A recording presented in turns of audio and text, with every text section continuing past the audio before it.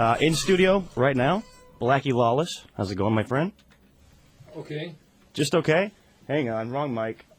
Try that again. Okay. Okay. So the water didn't keep you... I thought we were going to have a rain delay. I figured I was going to put the tarp out and everything. No, it's not too bad out there. I mean, it's like, what we were talking about before we got here, or before I got here. Southern California isn't used to inclement weather, and it's like, everybody puts on their retard hats whenever it happens, so, if that's the worst that happens, we're okay. Right on. So everything else is fine? Yep. Records out when? I believe April 2nd, 3rd, something like that. So I'm just doing a little stenography work right here. He's doing some writing for me at the moment. Okay, well done. Okay, cool. Yeah, it's 2nd, 3rd, April 2nd, 3rd, something like that. They were Sorry, close. I'm they reading. Were only Yeah, two off. they were 2 off. Not bad. Everything else, but it's in order, right? Yeah. Okay. We're doing track listing for the album track right listing, now. so I don't play the wrong stinking song. Everybody wants you on the cam. He doesn't want to be on the cam. No, we Thank don't you. like cams. We don't like cams. No. They steal your soul. The evil. So the new album's called Unholy Terror. Correct. Okay. What do you want to say about that? Anything? I mean, why Unholy Terror? What does it mean? It's pretty long and detailed. I don't know if you got time to get into it right now, but I got the time if you do. You got Cliff Notes? Well, or would that be taken away from it? Inside the album, there's extensive liner notes of what's going on. To give people a brief overview of what it's about, it's... the moral of the story of the album is basically to think for yourself, make your own decisions, come up with your own conclusions about life. Because basically, when people see the album cover, some people are going to be offended by it because it's a Bible. It's full of bullet holes. And it's not meant in any way to be blasphemous or anything like that. I was raised in a very, very religious situation. My father was a Sunday school superintendent. My grandfather was a head deacon of a church. And my uncle was the preacher. So it's safe to say that I was there whenever the doors were open. So I was in the church pretty active until I was almost 18. I went my own accord, my own free will. No one made me go. And I did that for, like I said, till I was almost 18. And then I started asking questions that really couldn't be answered. And I was getting discouraged with it. So I turned away from the church and I went and I studied the occult for about 3 years and I practiced it. And at the end of that 3 years, I realized what I had done is I'd swapped one organized religion for another. Right. And I, again, became disillusioned with that. And I walked around for a long time. I thought I was mad at God, because of all the indoctrination that I had received as a kid growing up in the church. And after a while, I realized I wasn't mad at God. I was mad at man for the brainwashing that had happened to me. So when you look at either religious organizations, and governments are also famous for it as well, about indoctrinating their people, implanting thoughts in their heads. What I'm talking about is trying to keep people from buying prepackaged ideas. Again, to go out, think for yourself, make your own decisions, find your own answers if you can, and not be manipulated by whoever. Because, what we're talking about, whether it's religious organizations, and I'm not talking about all of them, I'm talking about some of them, but primarily in any given situation where people don't think for themselves, it ends up being almost a cult situation. And I don't care how big that religion is or how big that government is, it's still a cult. And if you don't come up with your own conclusions of what's going on, you fall under somebody else's mental thumb, so to speak. And they start selling you their nice little tidy package. It's all boxed up and ready to go as to what you should be thinking. And when that happens, it's amazing how organizations, be they religious or governmental, can get people to do things for them, sometimes very destructive, usually things like wars. Right. And I've seen it as a highly manipulative situation, one that I was under for a long time, and I just felt that it was something that I felt strongly about. So basically what you're saying is if someone comes to you, or someone, a religion or whatever, comes to you and says, my way or the highway, you're basically saying get on the road. Correct. And think for yourself. I want to make it perfectly clear. I'm not here to knock anybody's religion. I was brought up fundamentalist Baptist. You don't get more strict than that, And it's pretty funny because they'll sit there and they'll tell you, we're the only ones going to heaven. And when you're sitting in the congregation, they look out at everybody and they go, and not even all of us going to get in. You know, and it's like, that's a pretty arrogant stance to take. You know, because if you look at anybody who's devout, whether they're Hebrew, they're Muslim, they're Buddhist, whatever they may be, you know, Orthodox, Catholic, any of that stuff. If somebody truly believes, I find it hard to believe that these people won't get into heaven. You know, I just don't buy the story that there's only, you know, less than 1% of the people that's ever walked the face of the earth going to get in. So I guess, you know, you can sit and argue that idea all day long. But basically what I'm talking about is the same philosophies that's been going on for centuries, whether it was something that happened 2,000 years ago or something in just the last couple of hundred years, where you look at a practice like voodoo, which was, the origins were basically brought over from Africa. But the white man realized when the whip would no longer work, that they threatened somebody with immortality, and they get them to do whatever they wish. Right. So, again, back to thinking for yourself. Yeah, think for yourself, pretty much. Music. You want to play a song from the album? Sure. Anything in particular you want to play? Probably the lead-off track. It's called Let It Roar. All right, so it's Let It Roar. It's off Unholy Terror. It's WASP, KNAC.com. Brand new WASP. I think it's the first heard, right? Yeah. Yeah, there you go. It's off Unholy Terror. The song is called Let It Roar. So you're talking, it took 14 months for this album. Yeah, it was a long time. You know, it's like, I'm just, you know, I'm a real perfectionist when I go in the studio. I have my own place, and I go in there. It's like a laboratory, and I just stay in there and conjure up my little concoctions until they're done, you know. And it's like, I get in there, and I lose all track of time, and, you know, I don't really care about much of anything else until I get it just the way I want it. Right, that's the best way. Like we were talking, if you're going to do something, do it. It can be full torturous. force. I mean, most of the time, to me, it's a very torturous process. You know, it's a love-hate relationship. It's kind of like the little red hen syndrome. You know, who's going to help me bake this cake?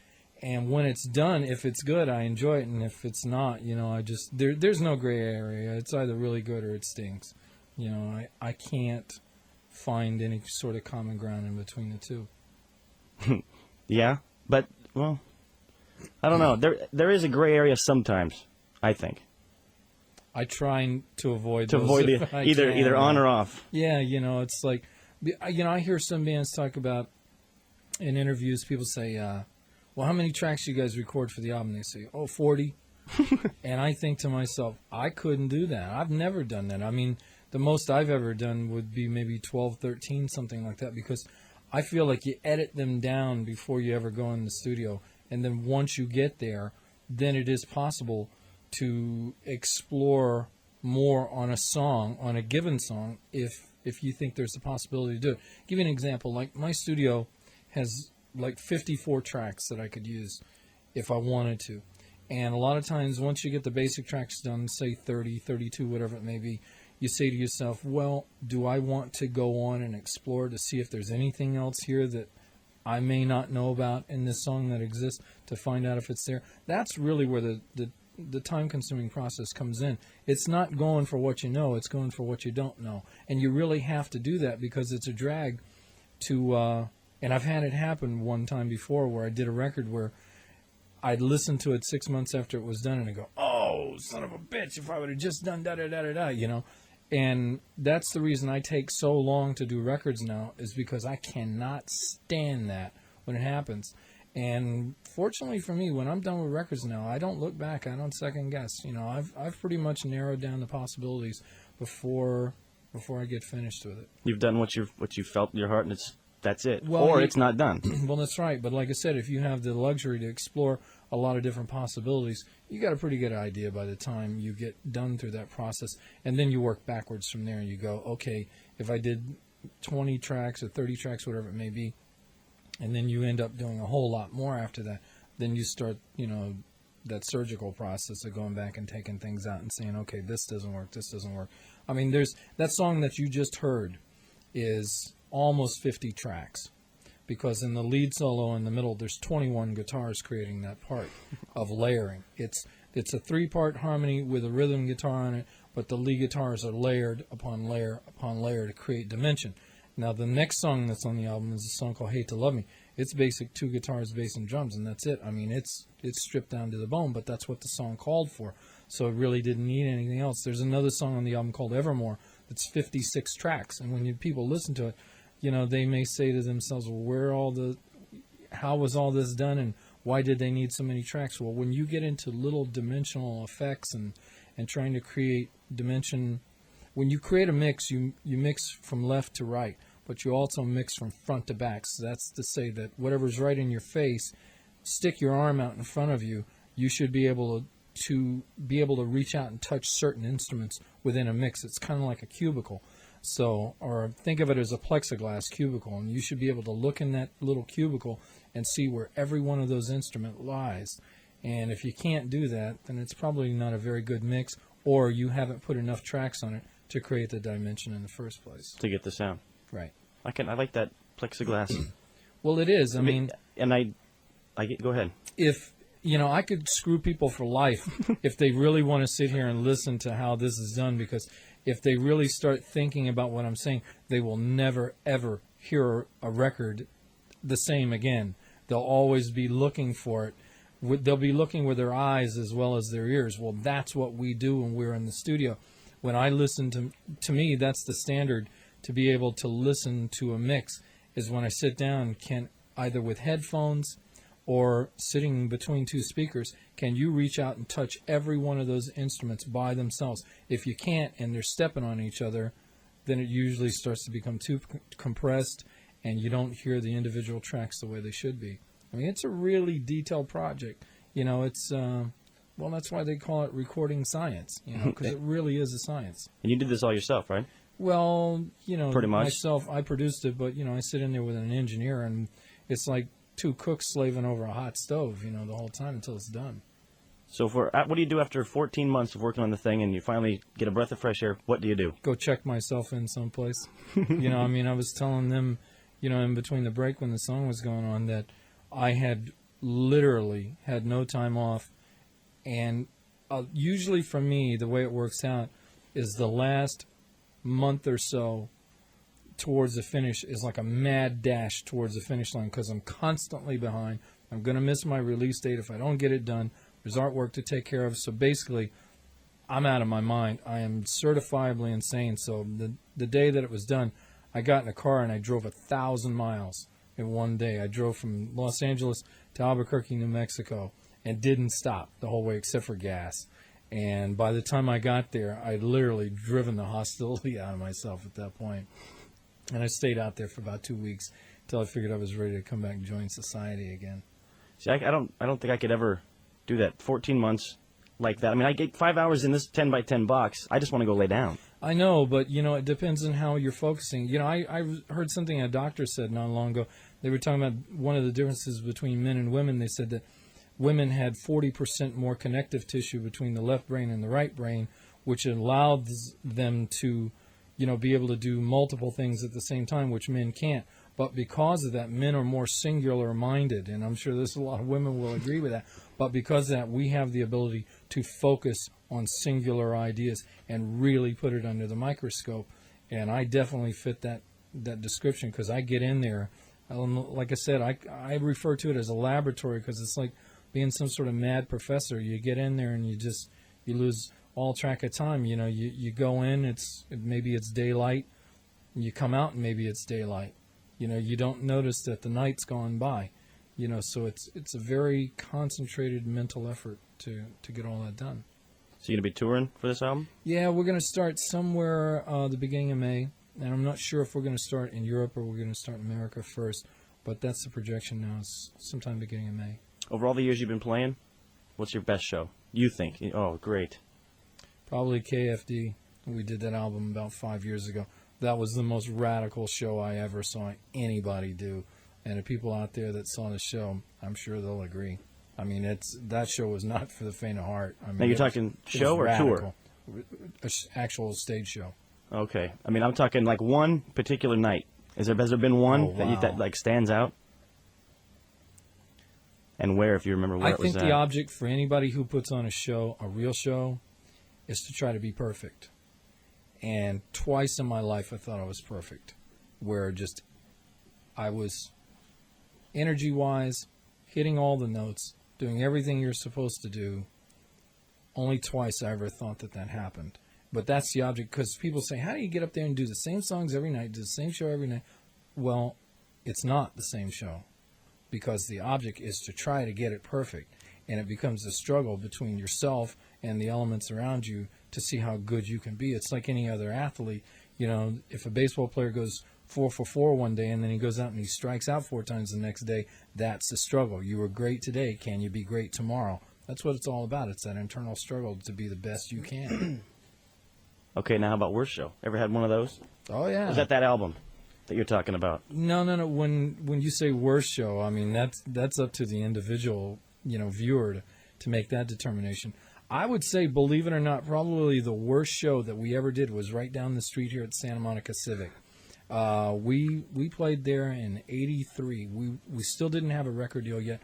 W.A.S.P were a very unusual situation that we went from playing clubs in late '82, 11 months later, to playing the Santa Monica Civic Auditorium here without a record deal. And that's pretty unheard of. I mean, for the people that don't know what Santa Monica Civic is, it's about a 3,000-seat auditorium. And for an unsigned band, I mean, that's really unheard of. So it was the kind of thing that it was bigger. The production was bigger. Everything was things that we just weren't yet used to. And the elements started controlling us instead of us controlling the elements. And I remember walking away from it that night after it was done, thinking to myself, well, that's it. We're never going to play again. I really thought that for a little bit. I was so depressed after it was done, I couldn't believe it. It's like I felt really bad. And it's funny because that room's had a strange effect on me. I've played there, I don't know, I think like 4 times now. And 2 of the 4 times I've had very distinctive memories of the place that really weren't that pleasant, but that certainly was probably the worst one we ever did. And I hope never to repeat that. Well, we hope not, too. You want to play another song? Yeah, sure. Anything that you would like? Yeah, let's go with the second track. It's called Hate to Love Me. That'll work.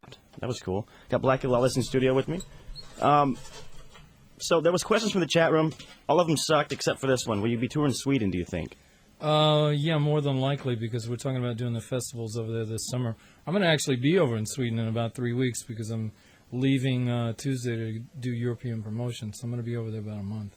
Not with the band, but at least I'll be there. Yeah, so look for him. It's kind of hard to miss. You think? Yeah, How tall are you anyway? 6'4". 6'4"? Mm-hmm. You look taller than that. Yeah, must be the hair. Yeah, it's those mirrors. Yeah, smoke and mirrors.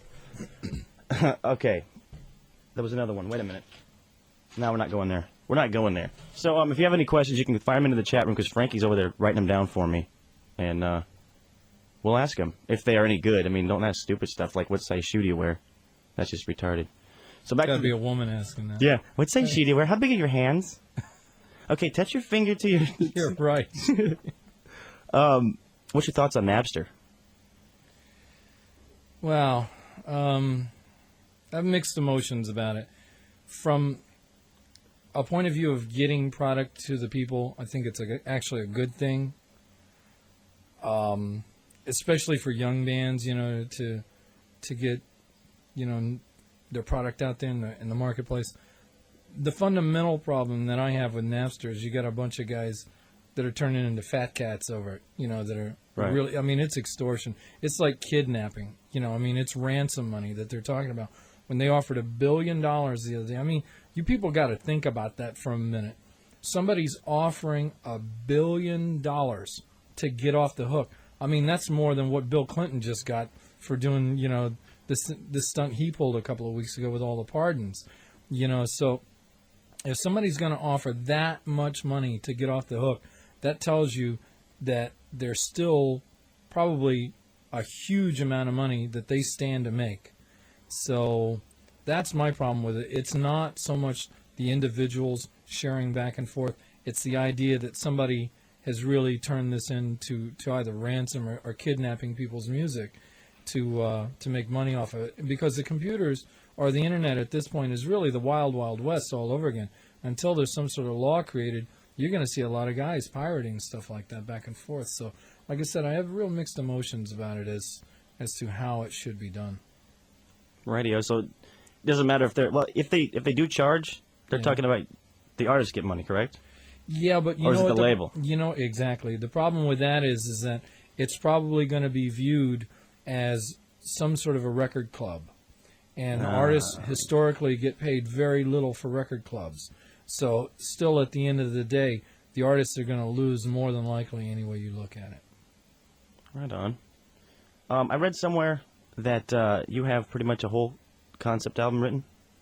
Is that right, or was I reading into it? No, it's something I've been working on for a couple of years now, because I did one with the Crimson Idol back in '92, and I've been working on something, like I said, for the last couple of years that is a similar type of feel, different story.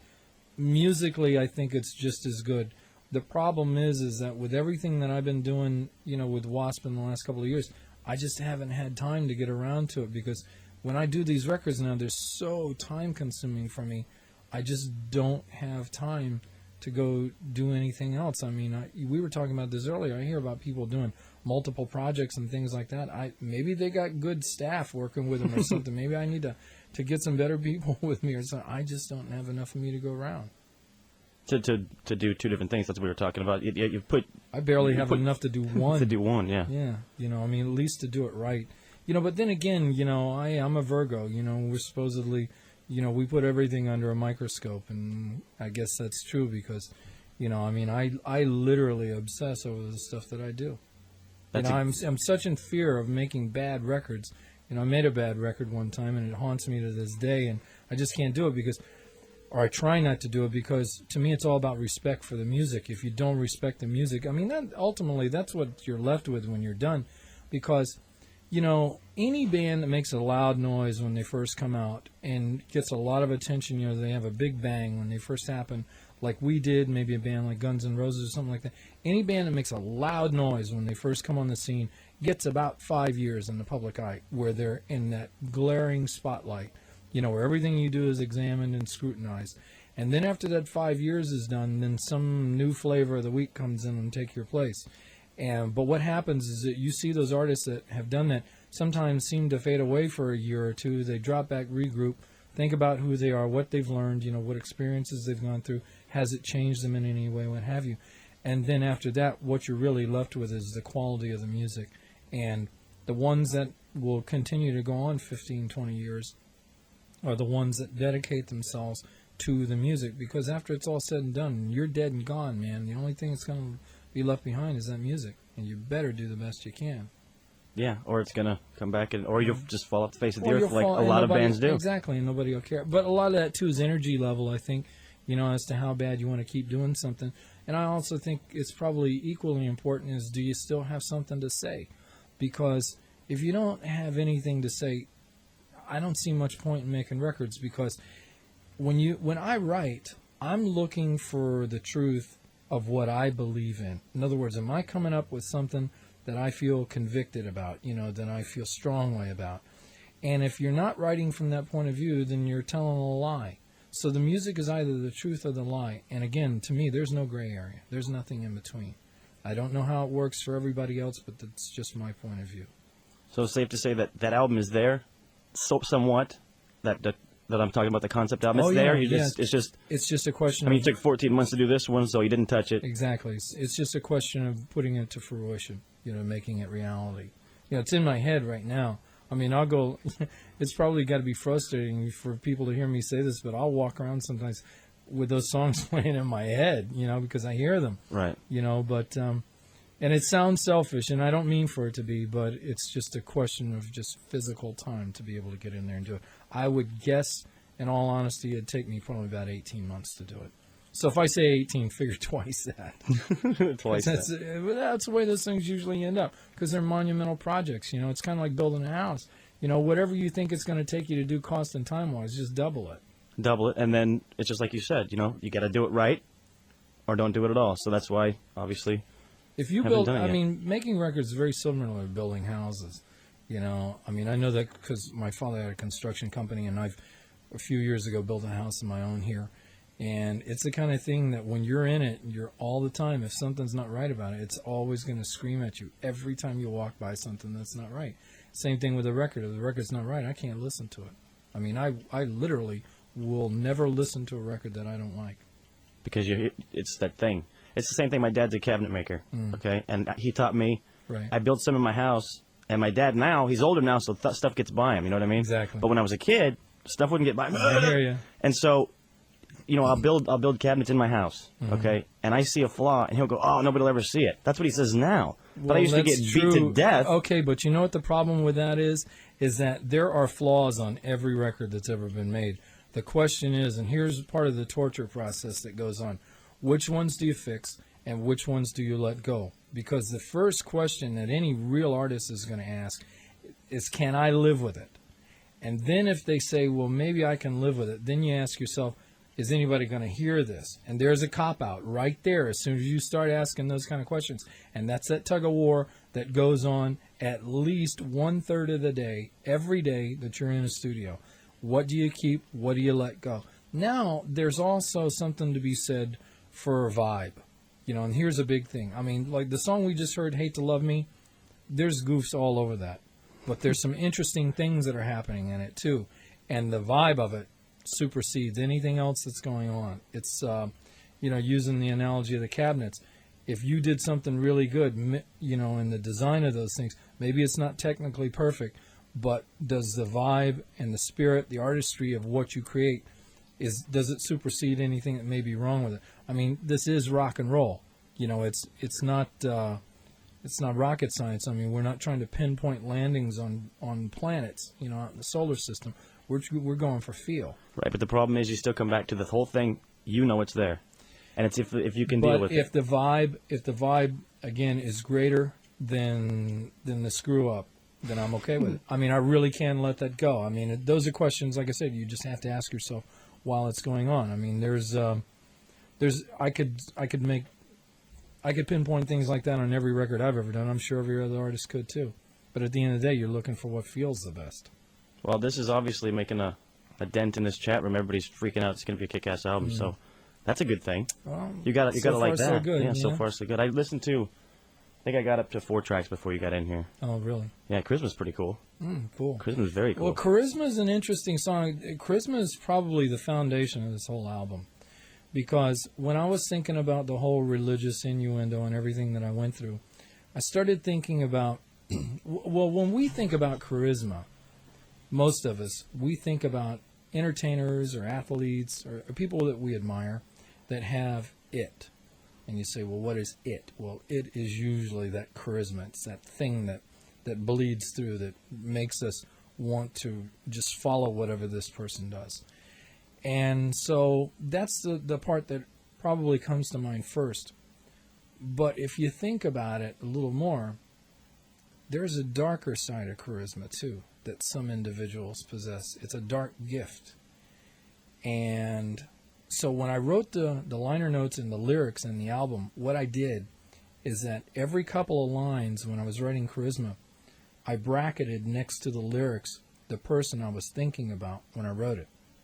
The Charisma starts out, it says, I've a breath in minds of men with the lies I breathe. No man's ever ruled the world without knowing the curse of me. Well, that was Napoleon that I was thinking about. So every few lines you go down, you'll see who I was thinking about. But equally as important as that, when I was writing the lyrics, it wasn't just who I was thinking about. I wrote it from a point of view of charisma being a living entity, a living being, an enigma, if you like. And what it does, it weaves itself, it funnels or it channels itself through living beings, kind of like a parasite. And what it does is it inhabits that being until that being passes away, and then it moves on to another one. And that one passes away, it moves on to another one after that. I mean, it really is an evil thing. And when you look at the lyrics, you'll understand what I was talking about. This thing is a living, breathing thing, and it's kind of a scary thought when you think about it in those terms, you know. And the title track on Holy Terror, which is basically an intro to Charisma, does the same kind of thing. It tells you who I'm thinking about, and again, written from a first-person point of view, as if charisma is a living thing. You want to check out Charisma? Sure. Let's do it. It's Charisma. Spider hanging with you with Blackie Lawless. And no, he's not related. Get a clue.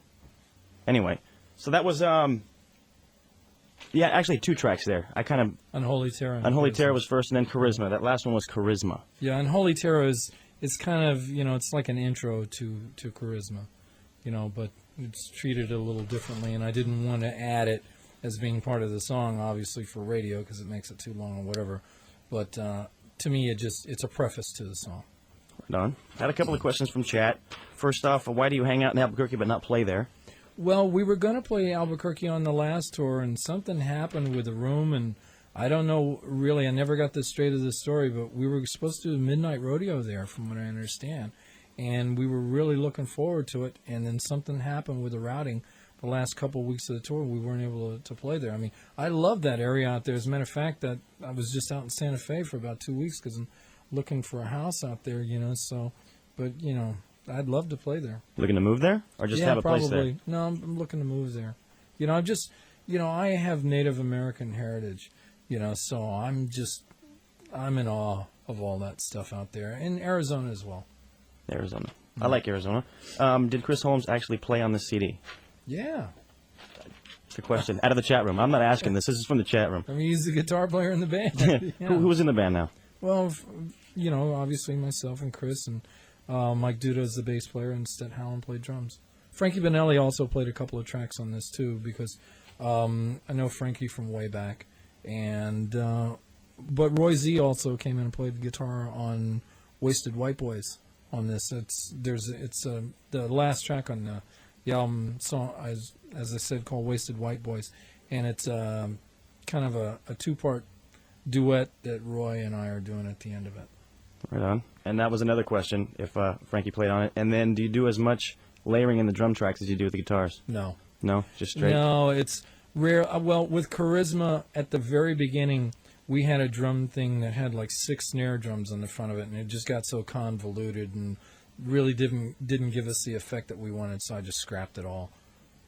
Radio. And the last one, actually there's 2 more. We'll go with them. Any plans on releasing a concert on DVD or Well, we did VHS? an internet broadcast last year that, to my understanding, was supposed to have been released on DVD, but we're no longer with that company, and to be honest, I had not a whole lot to do with it, and I don't really know what's going on with it. So because I'm not in contact with them anymore, I really don't know anything. Okay, so there's your answer.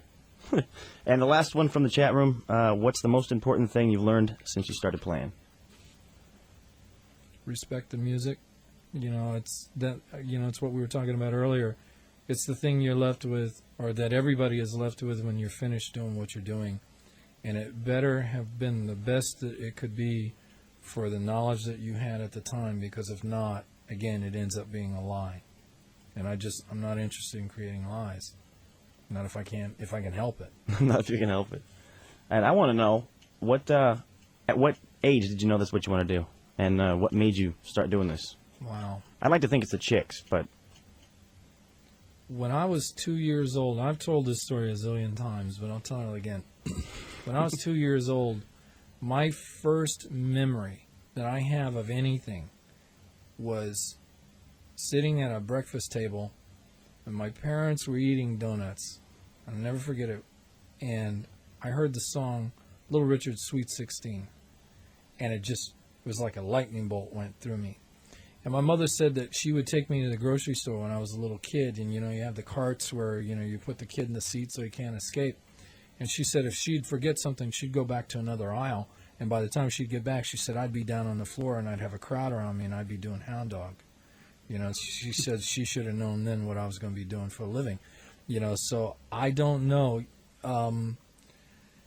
It's almost like I don't ever remember not doing it. It's not so much of when I started. It's, like I said, it's almost like it's always been there.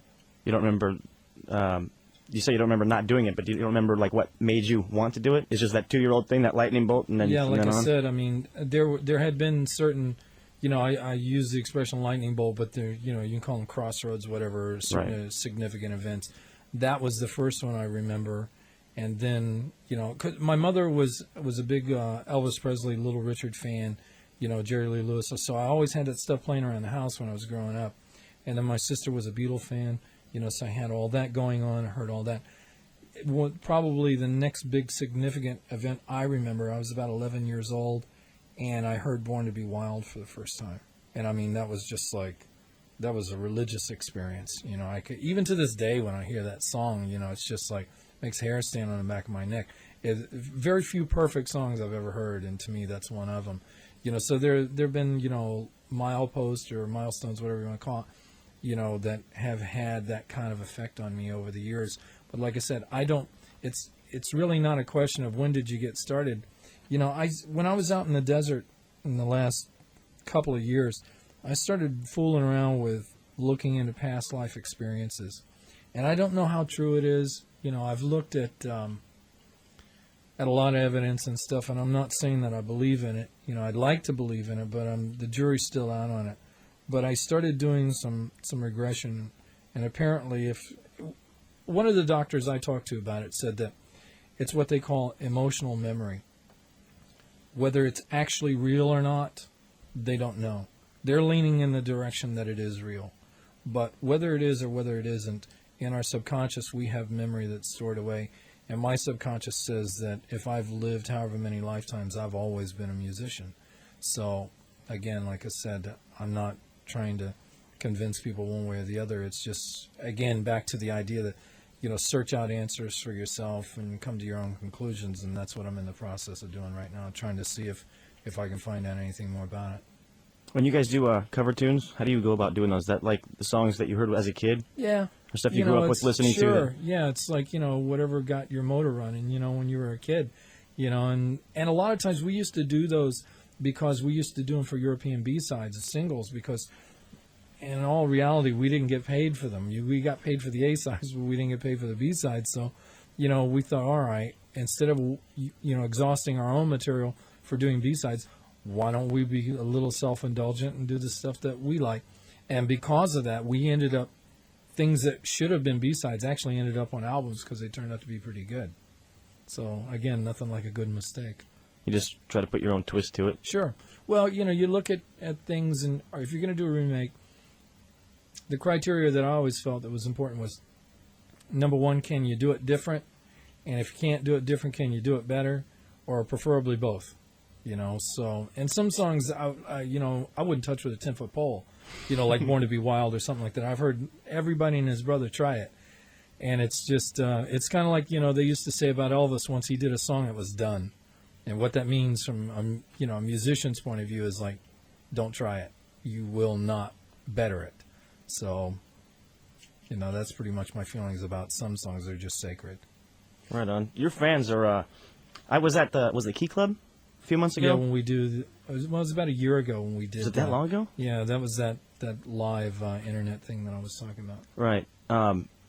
I hope Diana's listening because it's kind of funny. I was on the list that didn't exist, so I got to hear you every time the door opened. Sorry about that. No, that's all right. No. Well, it was a special one-off thing that we did just for that, and we thought it might be pretty chaotic, and it ended up being a zoo. I mean, it's like none of our guest list was able to get in, and it's the fire marshal was there, and it got pretty hairy.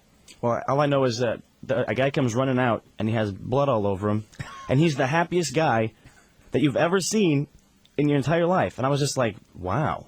Because I've honestly never seen you live. I was looking forward to that show.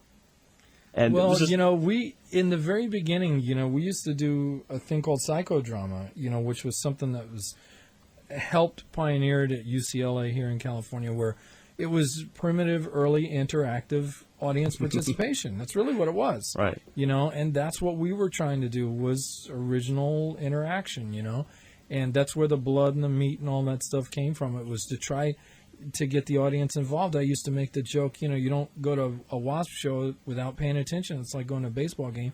You better pay attention or you get hit with a foul ball, and it's like, and we used to literally hold them hostage because if you get enough people in the room where they're crammed in like sardines, they can't move. And they're just sitting ducks. It was like shooting fish in a barrel. It was. I almost felt sorry for them sometimes. Almost. But then again, like I said, that's part of that interactive experience. Right, and it's not like they didn't like it. They loved it. Well, it's like you kind of know what you're going to get when you go there. It's not like, we didn't let people in on the gag before it happened, That's pretty freaking funny. Yeah. Well, you want to play another song? Yeah, why not? Play one more? Which one? Probably Locomotive Man. I don't know if you played that earlier or not. No, I didn't. Locomotive Man is there's on this record there's some light moments, that reflects that dark humor side that I have, but there's also some serious stuff on it. And this song, Locomotive Man, if you take the word locomotive and split it up into loco-motive, that's really what you have, because from a lyrical point of view, it's written as an open letter. And it's a kid who's describing what it is he's getting ready to do and why he's doing it. And what it is he's getting ready to commit murder-suicide. And the whole idea of it is, I didn't know why, when you look at kids building bombs in their basements or taking guns to school or what have you, why their parents don't know that they're doing it. Because my mother had eyes in the back of her head. I couldn't get away with squat. 4 sets. Exactly. And most people I know tell the same story about the parents, So I think at the end of the day, the bottom line is if parents paid more attention to their kids, maybe we wouldn't have this problem. Right on. It's Locomotive Man. It's Pure Rock on the Net, KNAC. Let's just play it. I'm not even going to say anything. Unless you want to say something about it. This you is already complete self-indulgence. did. Right on. It's Pure Rock on the Net.